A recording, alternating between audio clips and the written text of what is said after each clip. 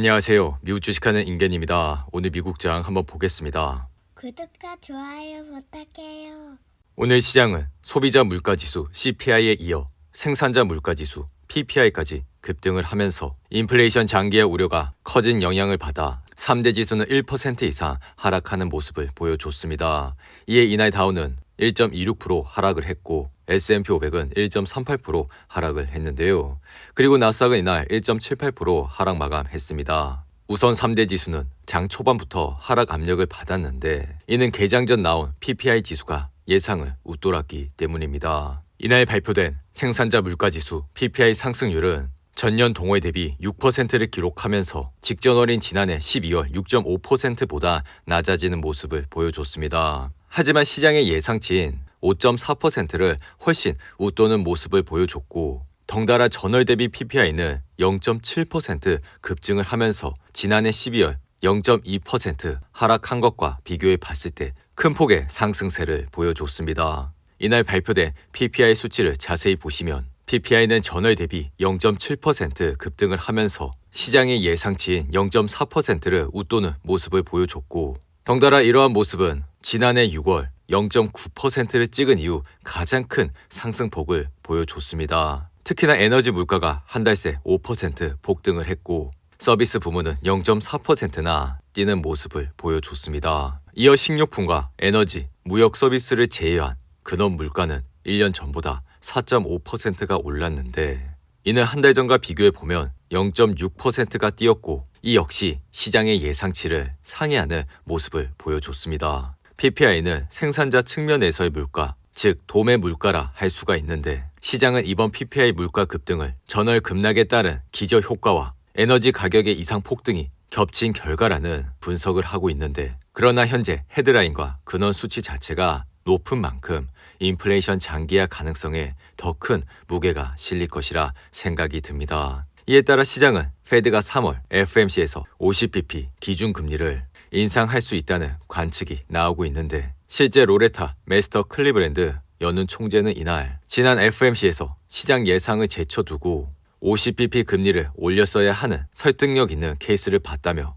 인플레이션이 완고하게 높은 수준을 유지하게 된다면 금리를 더 올릴 준비를 해야 한다고 밝혔습니다. 게다가 이날 함께 나온 노동 지표 역시 뜨거운 모습을 보여줬는데 지난주 신규 실업수당 청구 건수는 19만 4천 건으로 전주보다 1,000만 건 감소를 했고 시장의 예상치인 20만 건을 밑도는 모습을 보여줬습니다. 그리고 이렇게 신규 실업수당 청구 건수가 20만 건을 밑도는 수치가 나온다는 것은 역사적으로 봤을 때도 여전히 최저 수준이라 할 수가 있고 이는 노동시장 과열이 이어지고 있다는 주요 방증 중 하나라 할 수가 있습니다. 이에 이날 시장은 장마파 급격하게 떨어지면서 좋지 않은 모습을 보여줬는데 모건 스탠리의 마이클 윌슨은 최근 최종금리 예상이 상승한 것은 페드가 더 오랫동안 더 높은 금리를 유지할 수 있다는 개념을 뒷받침했다 볼 수가 있는데 주식시장은 이러한 현실을 받아들이기 거부하고 있다며 지금의 주식시장은 그 어느 때보다 위험 보상 프리미엄이 없다고 밝혔습니다.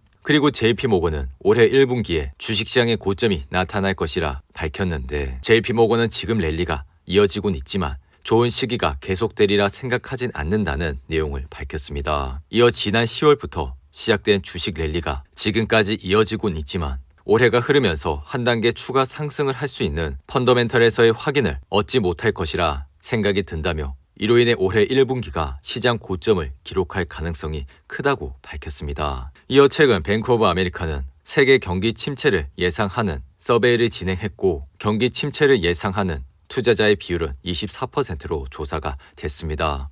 이는 작년 11월 77%를 기록했던 것을 감안하면 큰 폭으로 낮아졌다 할 수가 있는데 이는 시장의 연착륙 기대가 커졌고 이러한 기간 동안 증시가 상승을 하면서 경제 성장에 대한 비관론도 1년 만에 가장 낮아졌다 할 수가 있습니다. 그리고 이날 테슬라를 보시면 5.69% 하락을 하면서 아래 보이신 RSI는 63으로 마감을 했고 이에 현재 주가는 202불선에서 흐름을 이어가고 있습니다. 테슬라가 이날 급격하게 하락을 하게 된 이유는 FSD 소프트웨어 결함에 따른 것으로 전기차 리콜 사실이 확인이 됐기 때문인데 테슬라는 이날 완전 자율주행 전기차 36만 2,758대를 리콜한다 밝혔습니다. 이에 리콜 대상 차량은 FSD 소프트웨어를 이미 탑재했거나 설치할 예정인 2016년에서 2023년형 모델 S와 모델 X와 같은 모델이라 할 수 있는데, 테슬라는 리콜 대상 차량을 대상으로 FSD 소프트웨어 온라인 업데이트를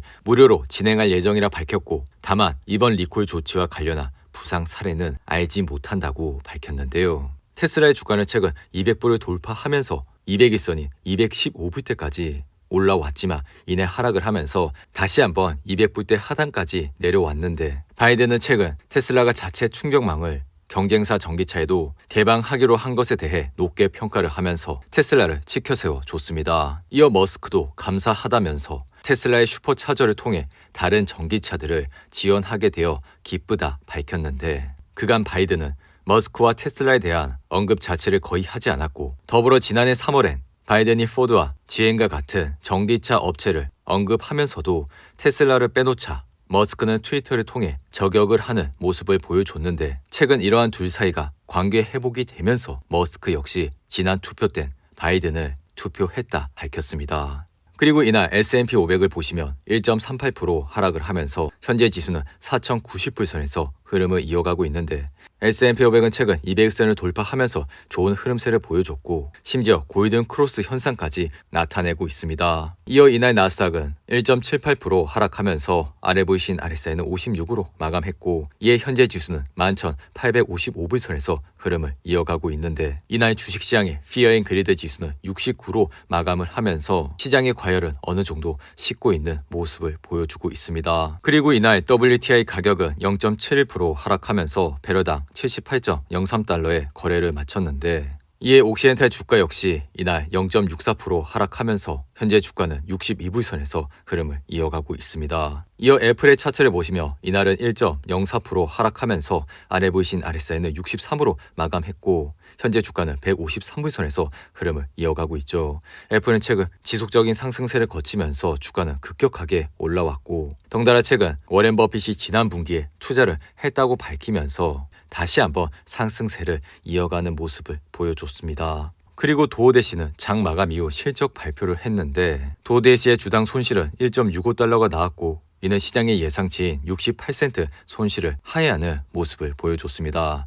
반면 매출은 시장의 예상치보다 높았고, 향후 가이던스마저 좋은 모습을 보여주면서 현재 장외에서 7% 가까이 상승을 하고 있는데, 도어대시 차트를 보시며 이날은 1.89% 하락하면서 주가는 66불선에서 흐름을 이어갔습니다. 하지만 현재 장외에서 7% 가까이 상승을 하면서 주가는 71불대까지 올라왔는데, 도어대시는 2021년 11월 257불이라는 고점을 찍은 이후 지속적인 하락세를 거치면서 현재 주가까지 내려왔고, 이러한 기간 동안 실적이 발표될 때마다 급락을 하는 모습을 보여줬었죠. 하지만 지난해 11월 3일 실적 발표 이후 급등을 하는 모습을 보여줬고, 이후 주가 역시 지속적인 상승세를 거치면서 현재 주가까지 올라온 모습을 보여주고 있습니다. 그리고 이날 트윌러는 시장의 예상치를 뛰어넘는 실적 발표를 통해 이날 주가는 14% 이상 급등을 했고, 스트리밍 장치 회사인 로쿠 역시 최근 분기에서 예상보다 적은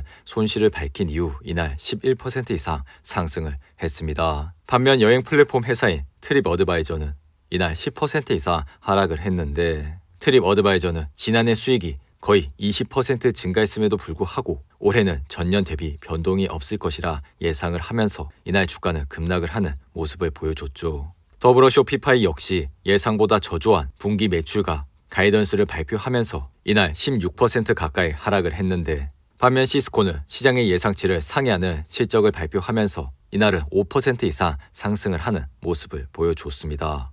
오늘도 8분이 넘는 긴 영상 끝까지 시청해 주셔서 감사하고요. 가시기 전에 구독과 좋아요 잊지 마시고, 그럼 저는 다음 영상에서 찾아뵙겠습니다. 감사합니다.